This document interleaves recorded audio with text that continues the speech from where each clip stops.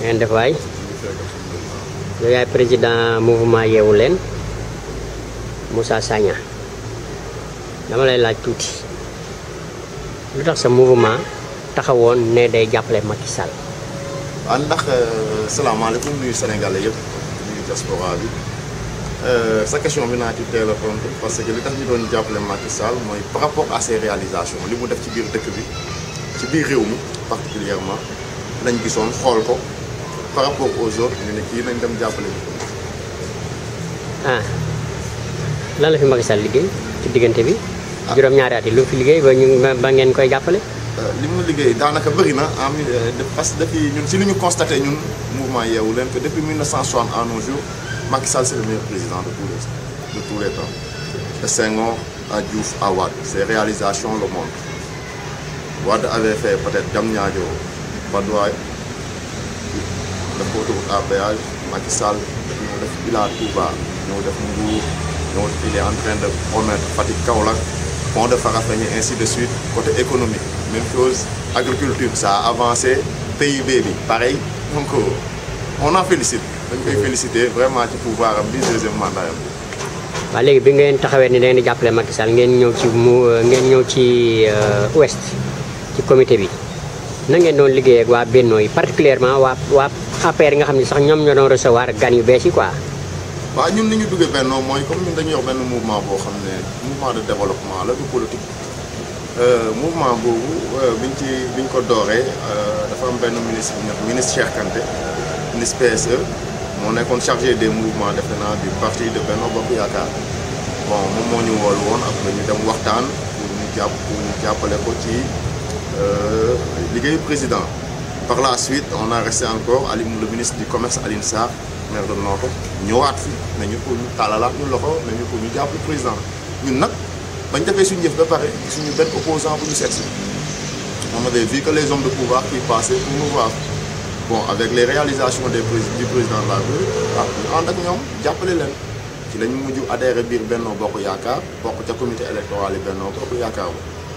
waaye buum bi lan moo ko dog yéen xëy benn bés bu élection yi dese ay fan rek ngeen ne bàyyi ngeen. waaw buum bi li ko dog ba pare bi ngeen di bàyyi da ngeen tudd sax ab waa ji tudd Demba Diouf. te nekk ministre des forces armées. Demba Diouf moo nekkoon coordonnateur bu comité électoral bu Thiès Ouest ñun bàyyiwuñu Benno Bokk Yaakaar ñun comité électoral bi lañ koy taxawee ne alerté njiiti réew mi alerté président parti bi nga xam ne ñun ñëpp moom lañ doon liggéeyal te tey li ñu alerté woon moo am dañ ne woon président ñii coup d'état lañ lay def dañ yaakaar ne da ngay daanu moo tax liñ la war a liggéeyaluñ la ko fonds yi ñu ci war a def defuñ ko ci.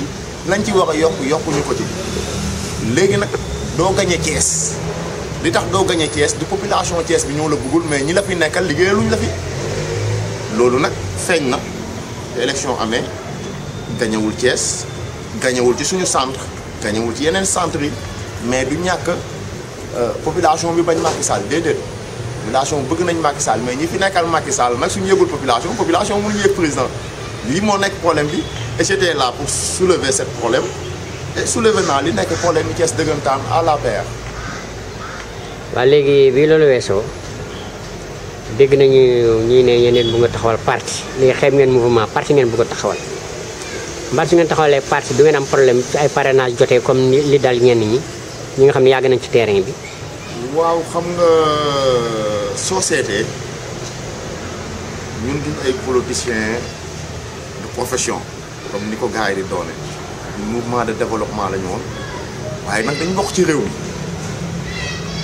bokk ci ñi bëgg kanam réew mi changer xar kanam pour mu changer xar kanam il faut ñun dañ jàpp ne war nañ cee dugal suñu loxo pour ñu dugal si suñu loxo nag passer par parti politique moo gën a gaaw ñu ne dañuy créer parti politique pour mun a adhérer problème yi parrainage nag ni nga ko waxee dëgg la dafa am ñoo xam ne dañuy politique média am ñoo xam ne ñuy liggéey ñun xamuñu politique média li ñu xam mooy liggéey depuis des années ñu ngi liggéey mu ngi feeñ donc ñun liggéey lañ xam parrainage bi aussi depuis des années ñu ngi koy liggéey ci suuf ci parrainage boobu ñun li ñu joxe nañ ci Benno le ministre Alioune Sarr bi mu yegsee seet si ma ñu soxlaa ay fiches parrainage dañu war a jàppale Macky Sall on l'a fait en moins de 30 minutes et devant lui on a appelé tout le monde devant lui par des téléphones ñëpp génn ak seen i pièces ñu remplir signal seen bopp tellement que dañ yàgg di liggéey c'est un mouvement très huilé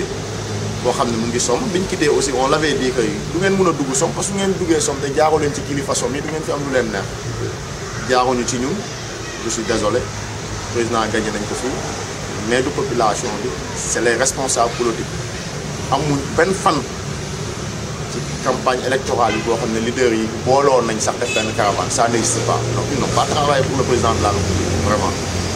sànq wax nga ci français ni Demba Diouf am lu ñu ko joxoon mu tag. Demba Diouf moom moo nekkoon coordonnateur comité électoral bi on a donné le financement de la campagne ñun sax loolu moo ñu gën a génne. à parce peu que près réew mi su génnee financement campagne joxe ko ñu mun a dindi 30% ya ne moom lañ ko jagleel ñi war a campagne si. 30% bi ci ñaata la toll woon. Bon, je préfère garder les chiffres. waaw Mais de toute façon, tout le financement qu'on a offert, ils ont pris les 30%, partagé ko les 19 pôles qui existent à Thiès-Ouest.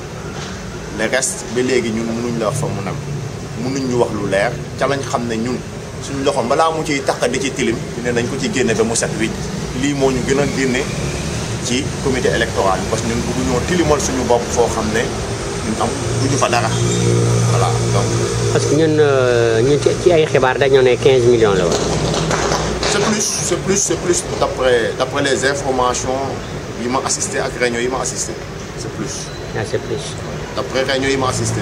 waaw parce que ñun dañoo noon 15 millions dafa génne pour 19 collectivités yooyu 6 millions. c'est plus d'après réunion yi ma assisté confirmé par Demba Diouf même ci biir réunion yi. je dirais pas de chiffre mais je sais que c'est plus de ça.